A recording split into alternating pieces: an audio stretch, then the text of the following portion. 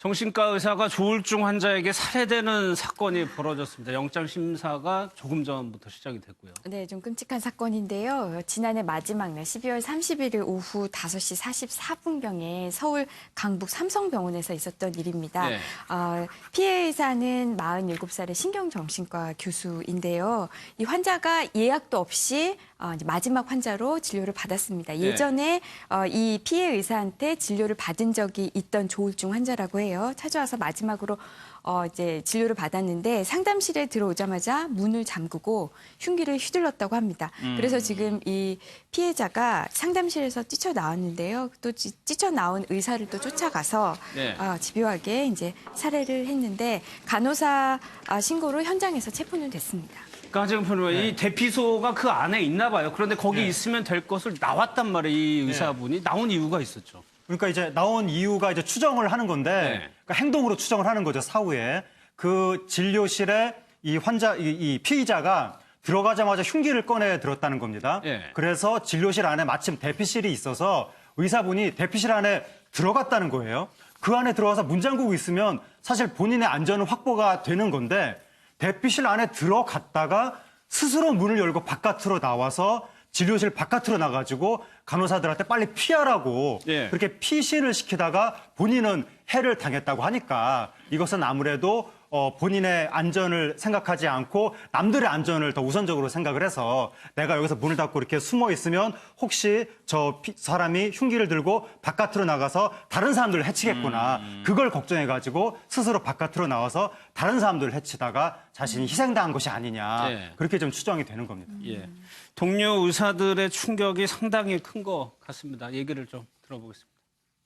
우리 보면 한 달에 거의 다 알만한 분들이잖아요. 예. 그래서 이번에 저도 그 주위의 분들 특히 좀 아시는 분들이 많더라고요.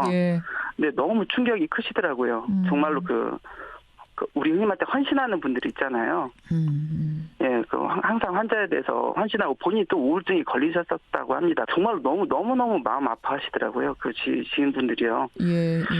그리고 아까 이제 책도 쓰셨다고 들었습니다. 그래서 저도 한번 뭐 다 읽어보진 못했지만 죽고 싶은 사람은 없다. 그 제목에서도 보통 본인의 절실함이 되게 느껴지더라고요. 고인의. 지인분들께서는 정말로 너무너무 마음 아파하시더라고요. 정말 헌신하시고 뭐 얘기할 것 흔히 말 때 의사로서는 더 이상 바랄 게 없는 그런 분이셨다고 들었습니다. 그러니까 임방글 변호사 이분이 정신과에서는 굉장히 권위자고 환자를 굉장히 좀 중요하게 생각하시는 네, 거예요. 맞습니다. 이분이 이제 20년 동안 이런 우울증, 뭐 불안장애 환자 치료를 해오셨고요. 또 뭐 논문 발표 이런 거 다 떠나서 2011년에는 한국형 표준 자살 예방 교육 프로그램을 만들었어요. 그래서 이게 2013년 이후에 60만 명이 이 프로그램으로 교육을 받았다고도 하거든요. 네, 아까도 인터뷰에서도 나왔지만 2016년에는 본인의 그 우울증 극복기를 담은 책을 쓰기도 했는데 이분이 디스크에 따른 신경성 요통으로 2달째 집에서 누워 있는데 그런데도 상태가 호전되지 않았을 때 자살 충동을 느낄 정도로 굉장한 우울증에 빠졌었다고 해요. 이런 본인의 그런 체험기까지 담아서 책을 쓰신 적도 있고요. 지금 이분의 이런 뉴스가 나가니까 누리꾼들 중에 저 피해자 교수에게 치료를 받은 적이 있는 누리꾼들이 댓글을 달고 있는데 다 거기에도 되게 우호적인 내용들이 많아요. 다른 의사와 달리 정말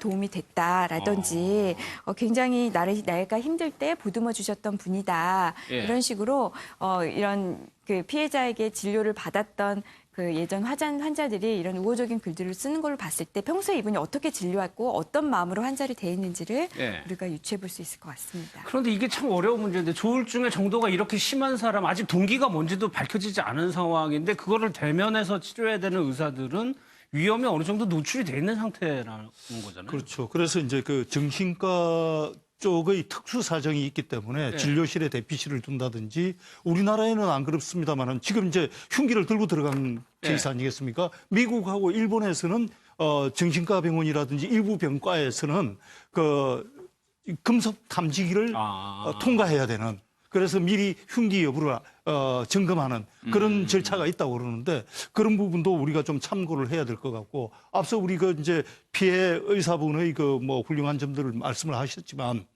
그 동료가 공개한 유족들의 뜻을 보면은 예. 유족들도 지금 두 가지를 강조를 하고 있는 게 한 가지는 이제 의사들의 안전한 진료 환경이 마련돼야 되겠다 이런 점 하나 하고 또 한 가지는 정신병 환자들에 대한 사회적 편견이 이 사건을 계기로 인해 가지고 편견이 커지지 않았으면 좋겠다 예. 이런 뜻을 또 표현한 걸로 봤을 때는 피해자가 평소에도 굉장히 그 어떤 진료 활동을 훌륭히 한 것 못지않게 유족들도 상당히 이런 부분에 있어서 깊은 생각을 하지 않나 싶습니다. 근데 이중재 변호사 이게 흉기를 미리 준비해서 들어간 거란 말이에요. 그러면 네, 이런 정신병 환자에게도 계획 범죄가 성립이 되는 거죠.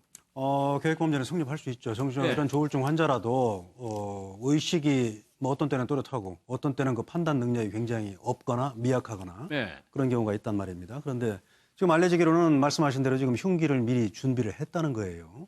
그리고 지금 뭐 계속 범행 동기에 대해서는 횡설수설한다 이런 보도가 나오는데 제 개인적으로는 뭐 이 정도의 이 정도의 범행을 할 사람이라면 범행 동기를 글쎄요 거기에 그렇게 중점을 둬서 물어볼 필요가 저는 있을까 싶습니다. 왜냐하면 정신병적인 문제가 있다면 범행 동기를 물어봐야 사실 소용없는 거죠. 그리고 요새 뭐 계속 다른 사건에서도 논란이 됐습니다만은 네. 과연 그러면 이 사람이 정신병이 있어서 있는 걸로 밝혀졌을 때 과연 처벌을 어떻게 받을까요? 그러니까요. 그러면 우리 형법상 뭐 이런 심신 장애로 인해서 사리 변별을 할 능력이 없는 사람은 아예 처벌할 수 없고요. 네. 그런 능력이 미약한 사람은 형을 이제 감경할 수가 있는데 그러면 감경 받으면 이 사람은 어떡할 거냐? 이게 큰 문제거든요. 그래서 저는 처벌은 물론 뭐 합당한 처벌도 분명히 해야겠습니다만은 네. 처벌도 중요하지만 치료를 해줘야 된다. 이 사람이 지금 이 상태로 뭐 일정한 형기 복역하고 또 사회에 나오면 또 위험할 수 있지 않습니까? 그렇죠. 근데 우리가 지금 이 부분에 대해서 굉장히 취약해요. 그리고 우리 지난번에도 나왔습니다만 우리 치료감호소라고 국가에서 운영하는 건 공주치료감호소 딱 하나밖에 없지 않습니까? 대표적인 게. 그러면 우리 법상 이렇게 심신미약으로 인해서 감경해서 처벌할 수밖에 없는 이런 범죄인에 대해서는 네, 예. 치료감호를 할 수가 있어요. 그러니까 치료감호소에 수용을 해놓고 치료될 때까지 계속 치료를 하는 겁니다. 그 다음에 사회로 복귀시켜야 이 사람을 위해서도 좋은 거고 또 우리 안전한 사회를 만들려는 그런 목적에도 부합하는 거죠. 알겠습니다.